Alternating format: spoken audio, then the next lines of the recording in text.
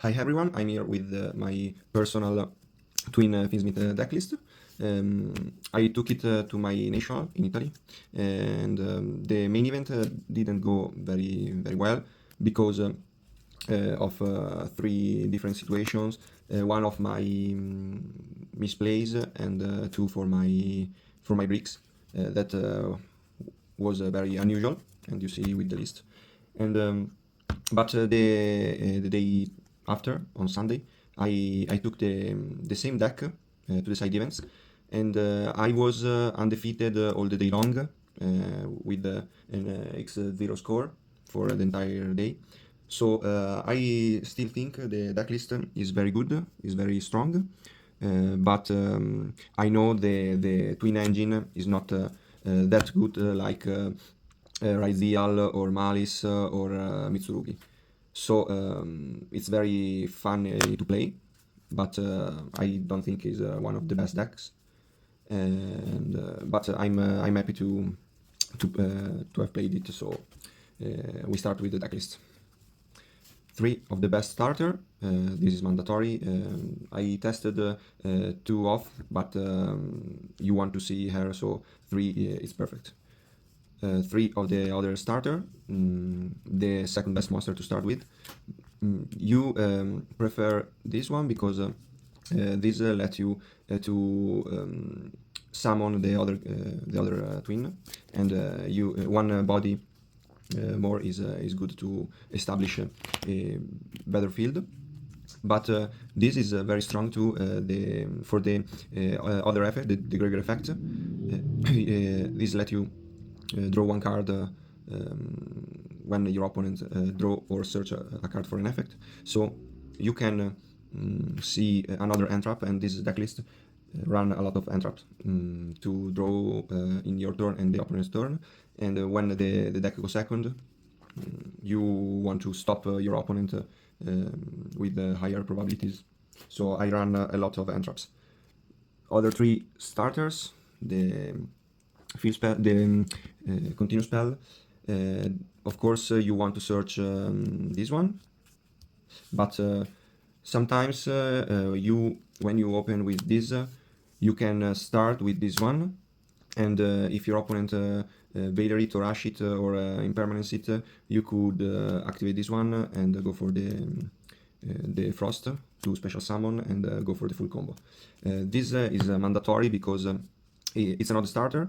It's the worst starter, but you need it because in combination with Frost or with this one that search Frost, you could bait opponent hand traps because they know this. If this is stopped, you can't do the combo. So this is important, and you need it to summon with the WCQ. So one is enough. And for the last twin, I play, of course, the Lila Suite and the new card that lets you do the combo very easily. So it's mandatory. I play 11 cards for the twin engine, 10 starters, and the one brick. And of course, I play the Fiendsmith engine, a very little engine because every one of the left twin starter introduce you to Fiendsmith engine. So you need a few Fiendsmith cards. These 5 are enough. And of course, I play the last Fiendsmith card, the brick one, because you need it to make a better field against, for example, Malice with the Caesar and in other situation. I decided against Raizial because against Raizial you prefer to do Desiree, but this is good to discard too. So it's another interruption, and it's mandatory. These are 17 cards in total. I play 40 cards in main deck, and these are 23 non-engine cards to stop the opponent. So I decided to play them, a lot of them, because my engine is not good as Malice or Mitsurugi or Aizial. So I needed to stop my opponent earlier with a very baby board to try to win going second. And going first, I could go for the draw combo. I could draw at least 1 or 2 cards in my turn, and 1 or 2 cards in my opponent turn. It depends on the interactions. But I decided to play nearly all the non-engine cards that if I drew in my opponent turn, I could use it. So 1 Magnemut and 1 Druiswurm, only 2 Bestials because I didn't want to draw them against Malice, but I think they are very strong against other decks, so I played these 2, and they are bodies on the field too, if I use it, so they are the good cards. 3 Ash Blossom and 3 Drolls. These are good end traps, of course, but they are out for Fuwalos too, because the only end trap this deck suffer is Fuwalos, because it hasn't any baby board or any mini combo to do against Fuwalos, and if I go for the full combo, my opponent could draw 7, 8, 10 cards, so it's not good resolve my opponent Fuwalos. And Droll is a good end trap too in this meta for Raizial, Mitsurugi, White Forest, so it was very good. 3 Bell.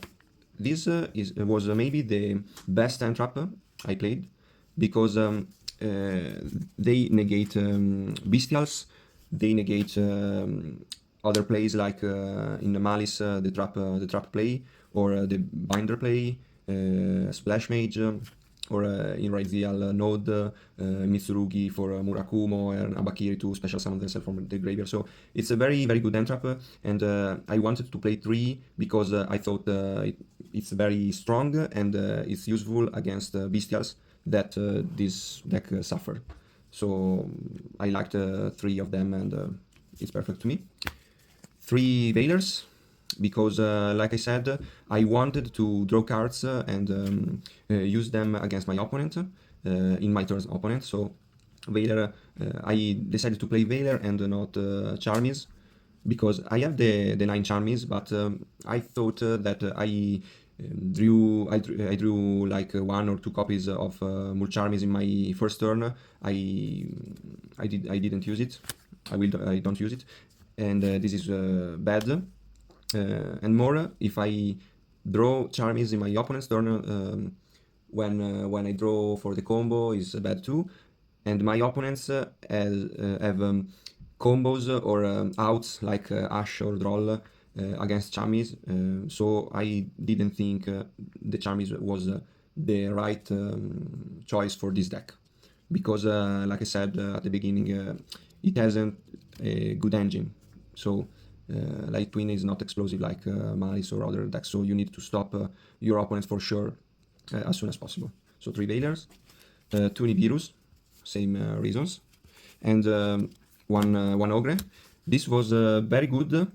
I liked it, only one because it's not so powerful like maybe other end traps, but one is good because it's unexpected and covers situations or matchups not so present in the format, and when I drew it was very good to draw. So 1 is okay.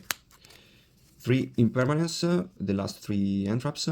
This is the only end traps is not good to draw in the opponent's turn, but of course if I play 23 non-engine, Impermanence is kind of staple. And it's good going second if I draw for the 6th card, because I can negate the detonator or something on the field. Last 3 cards, 1 TTT. It was very good because could break the boards, or going first could shuffle a card from the end if I got Charmed. 1 Monster Reborn spell card. This was incredibly good. Only 1 because I didn't want to draw 2, and I didn't want to draw in my opponent's turn this card. But it was very good because the Twin Engine doesn't have any extender. So if your opponent destroys your normal summon, you probably lose. And this could be a very good extender. But if you don't need the extender, could be a a strong interruption against decks like Mitsurugi or other decks that relies on the graveyard, and it was a very good last card called Body Grave because I needed to counter the Chamis, and in general this is a good card overall. So 40 cards for the main deck. Extra deck, I played of course the new Kissy Kill, one of it's enough. I played the Requiem because the new Kissy Kill is a light fiend, so you could go for the Fiendsmith combo 2 when you go for the twin combo. One of Lila, of course, one of Kissy Kill, one of Trouble Sunny, and one of Abao Aku. These are the links I always summon when I go for the twin combo, because if I go for the twin combo, this is the escalation of the links I go for, and with Requiem I could pass with Caesar, or if I against Raidziel with Desiree. So this is the end board with Caesar or Desiree, and it's very strong with the end drops in the end. So sequence of course, and Agnum Day. Agnum Day is very strong because could go for the easy OTK, and it could go for the Caesar combo after getting it. So it was very useful. And for the last link, the Muckraker, this is good for the grind game, and it's kind of mandatory in a Fiend deck, and it was okay. I think I summoned like twice, but it's a staple. So these are the links. Now the fusions. So Duke. Duke is a very good card, but in 2 days I never summoned it, so maybe I could cut it for an SP Little Knight, or the Moon Baby Goddess. So it could be an extra slot to use it, but I prefer to use it because it could do the anti-Nibiru combo, and it could do the Caesar after the Caesar was sent to the graveyard, because with this and sequence I could fusion it with the Caesar and another fiend, and after that I could do Caesar with this and engraver. So I think it's a good tool, but you can think to use this as a slot to play the Baby Goddess, the Moon Fiend Light Link Monster, or the SP Little Knight to make maybe a little baby board against Chami. Areliter. This was very good because you could go for it when you got ashed on the Requiem. So if your opponent ash the Requiem, you could go for this with the sequence, and